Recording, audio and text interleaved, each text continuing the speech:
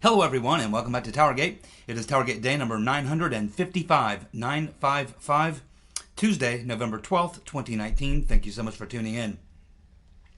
Okay, so we have a lot to talk about today, so let's go ahead and get right with it. We have a new entry into Conservapedia. I don't know how many of you look at Conservapedia, but Conservapedia has a pretty good timeline, and they have some pretty good facts. You usually have to check those facts, but for the most part, they'll provide a lot of times links for sources and things like that. So we just have a new entry into Conservapedia probably within the last week or two since I checked it. This is new. They're now saying in Conservapedia that John Podesta, who remember was Hillary Clinton's campaign manager, John Podesta met with Glenn Simpson of Confusion GPS secretly right after BuzzFeed published the dossier. That means quite a few things. You have the Rotten Reverend Clinton's campaign manager meeting with Glenn Simpson secretly right after BuzzFeed published the dossier. That's a big problem. It's a problem because it shows clear linkage between the Rotten Reverend Clinton and the plot to release the dossier. In other words, her campaign, she, Podesta, Mook, the rest, obviously knew that this was going to be released. And Podesta has got an even bigger problem. He's got an even bigger problem because he testified to the Senate Intelligence Committee that he did not know who wrote the dossier. He was lying. And that he had never spoken with Glenn Simpson until after it was published. And it became known who was the person who wrote the dossier and who, put it all together, which would be Christopher Steele and Confusion GPS. Keep in mind, Confusion GPS is hired by the Rotten Reverend Clinton's law firm, Perkins and Coup, and the lawyer who wrote up the deal was Mark Elias. So if John Podesta did not know that Glenn Simpson was behind the dossier, which is what he says, it's what he told the Senate Intelligence Committee, he did not know who was producing the dossier, Confusion GPS, Glenn Simpson. He did not know who was author of it, allegedly Christopher Steele. But if Podesta did not know that Confusion GPS was essentially the publisher of the dossier, the one who put the dossier together, if he did not know that, then how did he know to make contact with Glenn Simpson immediately after the dossier is released by BuzzFeed? Why would John Podesta go talk to Glenn Simpson about the dossier after it's released if he didn't know that Glenn Simpson and Confusion GPS had anything to do with it, and that he didn't know that Christopher Steele was associated with it? You see, he was lying. He was lying. And how did we know he was lying almost 2 years ago? Because almost 2 years ago, on a TowerGate video, at the time when Podesta had testified to the Senate Intelligence Committee, his attorney who was with him when he gave his testimony was Mark Elias. So here's Podesta sitting next to Mark Elias, who's the lawyer for Perkins Coie, who wrote up the contract for Confusion GPS to do this work for the Clinton campaign, and his other client, John Podesta, sitting right next to him. John Podesta's asked all the stuff about the dossier and Glenn Simpson and Confusion GPS, and he plays stupid. Well, I didn't know. I didn't know about any of it. Yet his lawyer, Mark Elias, sitting right next to him, is the guy who actually drew up the contract between Perkins Coie and Confusion GPS. You see, it's nearly impossible. No reasonable person would believe that. But it's not just John Podesta. It's also Robbie Mook. Robbie Mook, who also said that he did not know that it was Confusion GPS and Christopher Steele behind the dossier. If Podesta knew, then Mook knew. It's impossible for Mook not to know what Podesta knew. They were the two, number 1 and 2, campaign managers for the Right Reverend Clinton. Podesta was the campaign chair, and Mook was the campaign manager. Now, the Right Reverend Clinton, I don't know if she's ever been asked under oath about what she knew about the dossier, Christopher Steele, and all this, but if I remember correctly, when she was asked in a media confrontation, she also played stupid. Like, well, you know, it was opposition research by the Democratic National Committee, and you know, people pay to do opposition research. So I knew that we had a firm doing opposition research, but I really didn't know the details of anything. Bullshit. I absolutely guarantee you for over $1 million that she was paying Confusion GPS that she knew every single detail. I bet she wanted hourly updates about what they were putting together, especially because it was her and her cronies that were feeding the information to Confusion GPS through Shearer and through Michael Sussman, her other attorney at Perkins Coie, who was actually representing the Clinton campaign, and then you have plenty of evidence based on, if you remember, there was a, right after the dossier is released, or actually even before this was before the dossier was released, Isikoff writes this article where he's talking about the Trump server, Trump Tower, supposedly communicating with this Alpha Bank. And you have this story, and then as soon as that story pops out, within hours, the Clinton campaign puts out this flyer, essentially. And it's got the entire, 2-3 paragraphs from the Isikoff story buried within this flyer, of this campaign flyer. And they put this out, and then very quickly retracted it. They never even actually distributed it, but someone did get a screenshot of it.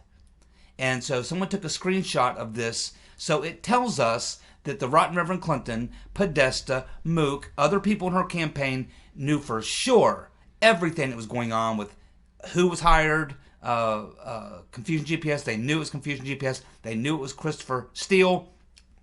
And of course, we know that the Right Reverend Clinton had her two henchmen, Sidney Blumenthal and Cody Shearer, writing an almost identical dossier, which was being passed in through the State Department, also being passed to Christopher Steele via Jonathan Weiner. And we also know that Sussman, Michael Sussman, the other lawyer for Perkins Coie, who actually represented the Clinton campaign, he was making direct deliveries to General Counsel Baker, James Baker, Comey's FBI lawyer. He delivered to him on 3 occasions materials, one of which was the CD with the Shearer dossier on it, as well as information that was coming from Christopher Steele. It was on another CD, as well as some paper documents. The Rotten Reverend Clinton, John Podesta, Robbie Mook, the whole Clinton campaign team was up to their eyeballs in the so-called Steele dossier, the Shearer dossier. They were the primaries that were peddling the crap through the State Department, working through Jonathan Weiner, working through Steele. They're up to their eyeballs in every bit of it, and I'm convinced that if Mr. Durham digs deep, and he don't have to dig that deep to find the connection between the Rotten Reverend and this particular piece of information here, John Podesta meeting with Glenn Simpson secretly right after the dossier is released, removes any doubts.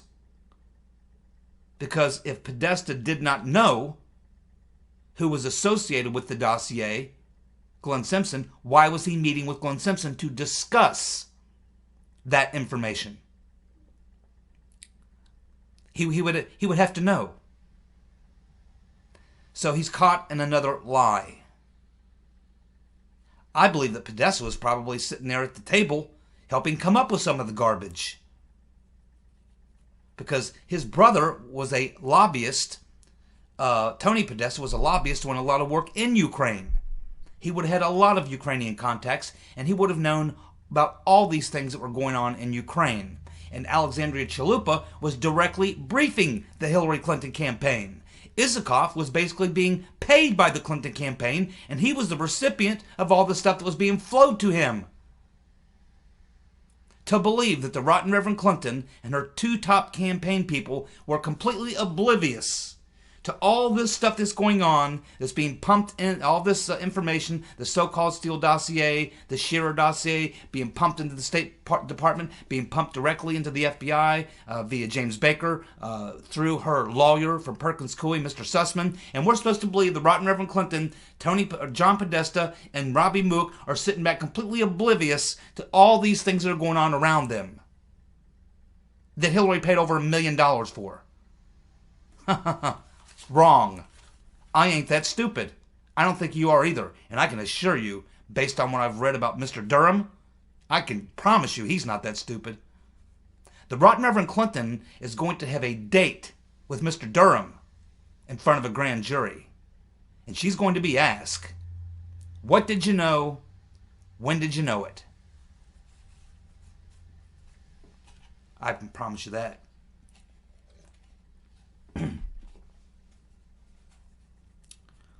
Sarah Carter. Sarah Carter is telling us now that the IG report, according to her sources, the IG report will contain several criminal referrals.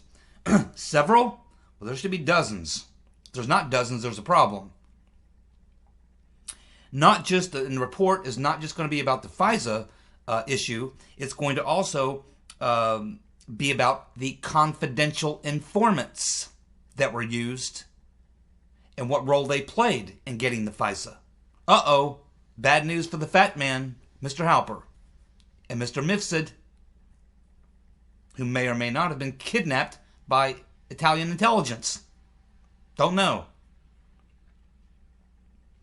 Also, we're going to have exculpatory evidence that was withheld on Papagalopoulos and Carter Page. That exculpatory evidence we've been wanting to see, it's going to be in the Horowitz report, along with the Gang of Eight material. Oh, that's going to be quite telling for Mr. Potato Head, because I'm pretty sure, just like many other people have speculated, that certain members of the Gang of Eight got one type of briefing, and other members, some named Devin Nunes, got a different briefing. We're going to get the email chain between Comey and the DOJ lawyers, including the DOJ NSD, the National Security Division lawyers. Uh-oh, bad news for Mr. Carlin. Very bad news for Mr. Carlin, who, of course, was Uncle Bob the Executioner's chief of staff at his previous job. How about that?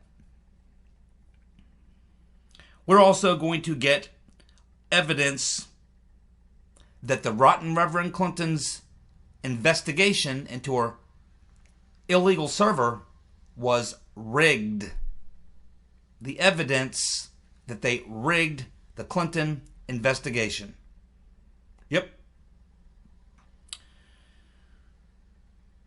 We are also going to find out that the rotten Reverend Clinton got a briefing from the FBI about foreign governments trying to infiltrate her campaign, but Trump was not given the same treatment or the same courtesy.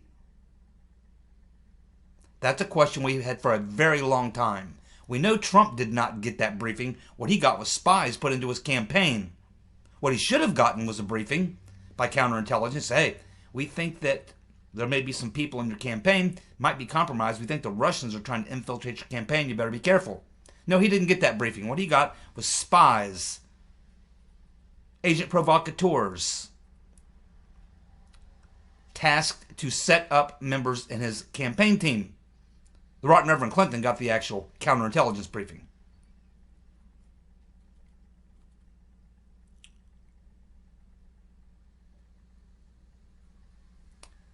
Sarah Carter saying her sources are telling her that this IG report is as thick as a phone book. Now, some of you are not old enough to remember phone books, but we used to have these things called phone books, and they were about that thick. Even in a city the size of the city I live in, Cincinnati, still about that thick. If you live in a much bigger city, imagine how thick that phone book would have been. And she's saying there's going to be very few redactions. And it's coming out sometime around Thanksgiving. My oh my. It's what Mr. Barr and Mr. Durham have been waiting for. That's their cover. I expect that once the IG report comes out, I don't know that Barr will actually have a press conference, but I think that we are going to hear from Attorney General Barr shortly after the release. I expect he'll make some sort of a statement, and I would not be surprised if he says, and based on our findings, and the IG report is what led us to make the next move to escalate into a criminal investigation, and we're now looking at the individuals identified in the Horowitz report, the IG Huckleberry Horowitz report, to pursue those things that we have discovered or that Horowitz discovered. So Barr and Durham are going to be able to use Horowitz, who has this reputation. He's a Democrat appointed by Obama. He's a straight dealer. He's a straight shooter. This is what the narrative is in the swamp. You can trust Horowitz. So Horowitz is going to be the one who's going to set up Barr and Durham so that they can do their thing without having to be accused of there being political bias or anything like that. Now, they're still going to say that, but at least Barr and Durham are going to say, hey, we're responding to the IG report. The IG report said all these things happened, and that's a problem. And so that's why we're moving into a criminal investigation, because the IG, Huckleberry Horowitz, has given us criminal referrals. You see how that's all playing out?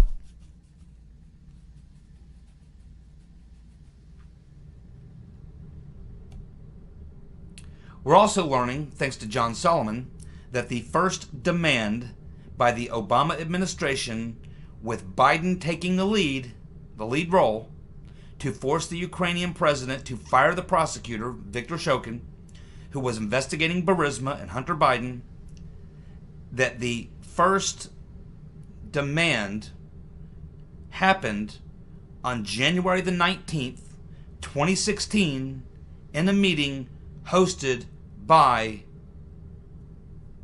Sharamella. Oh, his name keeps popping up everywhere. And this has now been confirmed by the New York Slimes. That's right, the New York Slimes has even confirmed it. But Solomon's got the document, the meeting notes. Yep, sure does. So now we have Sharamella. Not only was he on the trip with Quid Pro Quo Joe on the day that he actually did the Quid Pro Quo, but he was actually, prior to that, he was hosting the meeting where they first applied the pressure. Oh, man. Sharamella better lawyer up, man. And that son of a bitch is going to testify. If he don't testify, there is no impeachment trial. Now imagine how funny that's going to be. Can you imagine how the bug-eyed fool and Madame Botox are feeling right about now? What are we going to do? If we continue through this farce, the Senate Judiciary, Lindsey Graham, has already said, and I think McConnell's backing him, which is where the trial is held in the Senate, ain't no whistleblower testimony, there ain't no trial in the Senate. Forget it. If your number one witness, the guy making the accusation, doesn't give a testimony, and we can't know what his motives were and everything there is to know about him before we take his word to move into impeachment, if he don't testify, there ain't nothing going on as far as a trial in the Senate. It won't happen. So now, Madame Botox and the bug-eyed fool have really got themselves in a Gordian knot. Do they now continue to move forward with the proceedings in the House and not bring up the whistleblower to testify, knowing good and well that based on that, as soon as it gets to the Senate, it dies, and they look really stupid? Or do they present the whistleblower and allow Jordan and Ratcliffe to just dismantle him on live TV? And not only kill the program they're running, but probably expose this coup plot. That is not a good circumstances to be in. Not very good. You don't want to be there. Believe me. Imagine Pelosi and Schiff are climbing the walls right now. What are they going to do about that? And people want to hear from this whistleblower. He's not a whistleblower. He's a fake whistleblower. He was an informant planted into the White House, a spy, essentially, planted into the White House by Mr. Potato Head to frame Trump. It's just another extension of the ongoing coup plot, of which Mr. Potato Head is a key player. He is going to be taken off the street. I'm telling you right now, 2 people are definitely going to federal prison, and I'm talking about probably pretty good sentences. Mr. Potato Head and Peter's been stroking us are absolutely going to the big house. Guarantee it. Guarantee it. You're going to like this next story. Tulsi Gabbard's lawyers have sent a letter to the rotten reverend, the demonic buzzard. They've sent her a letter accusing her of defamation against Tulsi Gabbard, and they are demanding a public verbal retraction. And the Rotten Reverend Clinton must distribute it on her Facebook and Twitter and to media outlets such as Fox, the Commie News Network, and MSNBC.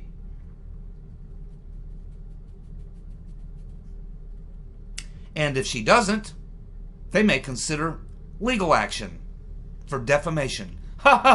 Wouldn't you love to see Tulsi Gabbard sue the Rotten Reverend for defamation? How funny is that? How funny is that? And she's got a good case. She's got a very good case.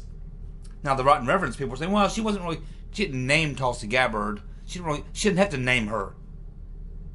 Anybody with a lick of sense in their head who knows the background of the subject knows exactly who the Rotten Reverend was referring to. And if not, then how about the Rotten Reverend tell us who she was referring to? If it wasn't Tulsi, what? You were referring to Bernie? Were you referring to Liawatha? Were you referring to Buddy Boy? Booty Boy? No, I don't think so. Everyone knows. She was talking about Tulsi. And now, Tulsi has got the Rotten Reverend's tit in a ringer. And she's going to twist it. It's a Texas titty twister. Right at you. Well done.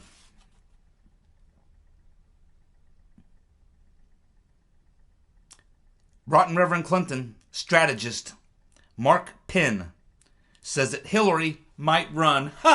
Well, shit. I had no idea that the Rotten Reverend might run.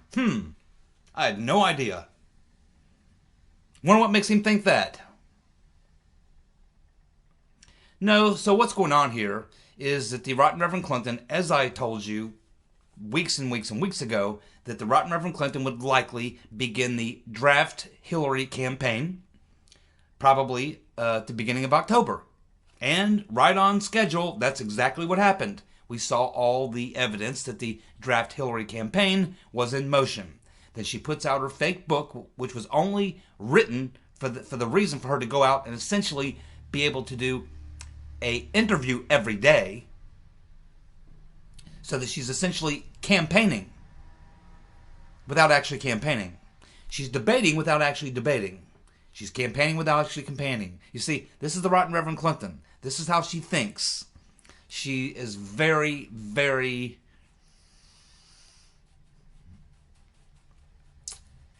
what's the word? Many of you are thinking of all kinds of words right now. She's very tactical in the way that she goes about her schemes. And she's always got a scheme. She's always got a plot going. It's the only way that she can win. It's the only way that she can win. So what's going on here? Well, the Right Reverend Clinton put her draft Hillary campaign in motion about a month ago. Then she went on her little book tour, dragging Chelsea Hubble, her satanic offspring, along with her. But she's finding out that there ain't no traction. Nobody really wants to draft the Rotten Reverend. It was a fake campaign, as I told you it would be, because no one wants to draft the Rotten Reverend. So her draft Hillary campaign is not working. It's failing. And she's getting a little bit desperate. She's getting very desperate. Because now she sees that idiot Bloomberg threw his hat in the ring. Now he's going nowhere. And you have to ask yourself, who would he take votes from? Nobody. He wouldn't take votes from anybody, really. I mean, some people say, well, he would take votes from Biden. I don't think so. I don't think he would take votes from Biden. Maybe 2. But not many. There's no enthusiasm whatsoever for Bloomberg. He's one of the most boring son of a bitches on the planet. And he's crazy. On top of that, he's as far to the left as the left-wingers. His environmental plan is just as wacky as the New Green Deal.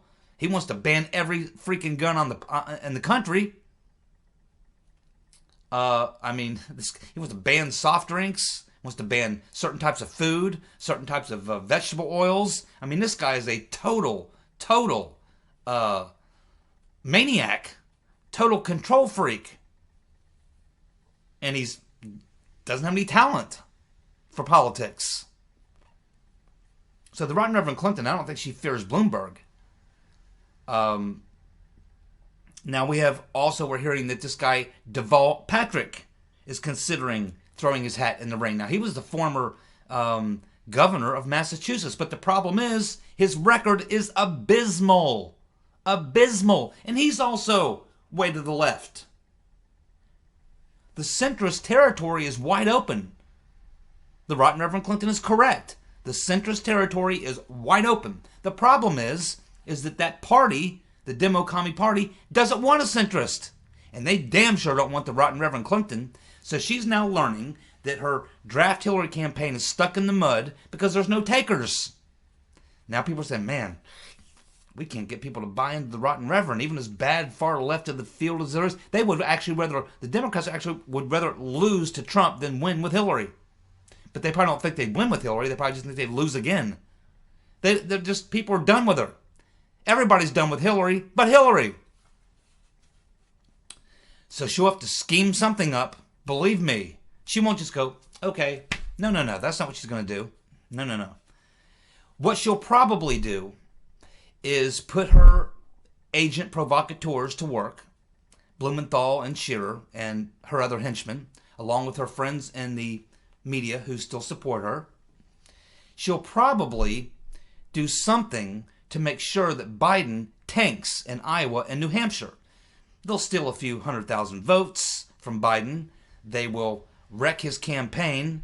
They will send out emails and flyers or whatever, texts to his supporters and give them incorrect voting locations like they did to Bernie. They will employ every possible trick in the book to make sure that Biden has a very poor showing in Iowa and New Hampshire. At which point there'll be major pressure on him, and the money will really dry up. People will really start freaking out. Oh shit, what are we going to do now? Biden just came in 3rd in New Hampshire. He just came in 4th in Iowa. Whatever. They'll be trying to figure out what in the world happened. That's not what our polls told us. That's not what our phone banks told us. We were going to come in 1st or 2nd. What happened? The Rotten Reverend Clinton happened. She ran a game on you. Just ask Bernie. And then the Rotten Reverend Clinton will sweep in for the rescue. Now, there's a lot of people saying, well, that ain't going to work, Mike, because of the filing deadline. The filing deadline. The filing deadline only applies to people the Democratic National Committee are not interested in, like Bernie and Tulsi and people like that. No. The Right Reverend Clinton don't have to worry about any deadlines. The Democratic Party is a private club. It's a private organization. They make their own rules, and they can change their own rules at the drop of a hat. Filing deadline. They can blow off that filing deadline at the drop of a hat. Have a little committee meeting. Okay, let's see. Biden just tanked in Iowa and New Hampshire. We have no centrist candidate. We have the Right Reverend Clinton sitting over here. She's not looking very good, but she's sitting here. She's got, 20% of a base, almost the same base that Biden had. She can probably pull in a bunch of his people, and probably enough to get the nomination. She's got the big banks who will back her. She's got this massive list of supporters, of donors. Hey, we need the Rotten Reverend. Yeah, we know that our constituents and our voters don't want the Rotten Reverend, but F them. Do you care, Reverend? Nope, the Reverend doesn't care whether you want her or not. You're going to be stuck with her again. What are you going to do, vote for Trump? If you want to get rid of Orange Man bad, you got to vote for the Reverend. And they'll change those rules just like that. We've decided to have a vote. All in favor of getting rid of the filing deadline, say aye, aye, aye, aye, aye, aye. The ayes have it. No filing deadline. The Rotten Reverend's in. F you, Democrats. Go out and vote for the Reverend. Or you get Trump. Let's watch and see how that plans out. That's my guess. Did you see the video of the California man who was arrested for eating a sandwich outside of a sandwich shop in public? Yep. Took 6 cops, and he wasn't even resisting. They had 6 California cops arrest a man for just standing outside of a sandwich shop, eating the sandwich he had just gone in and bought. You know why? Because in California, apparently, at least in this district, it's illegal to have yourself a sandwich in public. Not allowed to stand out on the corner or sit outside, anywhere outside, and have a sandwich. No. You're not allowed to eat in public in California. Oh, man. Oh, my goodness gracious. I thought this was like an Onion story when I first saw it, but no, the dude actually was arrested for, well, actually, I think they arrested him for, they were saying he was resisting arrest because he wouldn't stop eating his damn sandwich. It's like, look, I just bought the sandwich in here. I'm heading to work. I do every morning. I buy a sandwich, a breakfast sandwich, and then I walk to work while I'm eating my breakfast sandwich. And the cop's like, well, that's breaking the law. It's against the law to eat outside. Not allowed to eat in public. Okay. At which point he was questioning the cop, and then the cop's like, okay, well, now you're resisting arrest. Even though I never saw the cop actually place him under arrest. True story.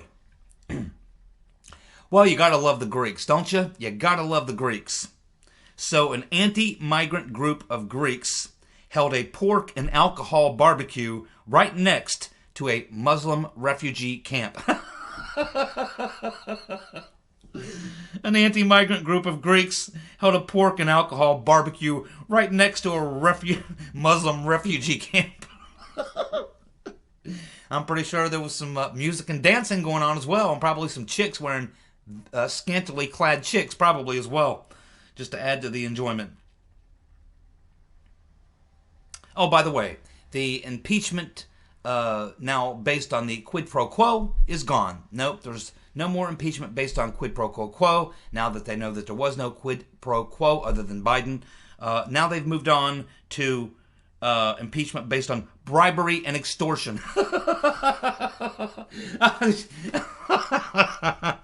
That's it, folks. Thanks so much for tuning in. I'll be back tomorrow with more TowerGate. See ya. Bye.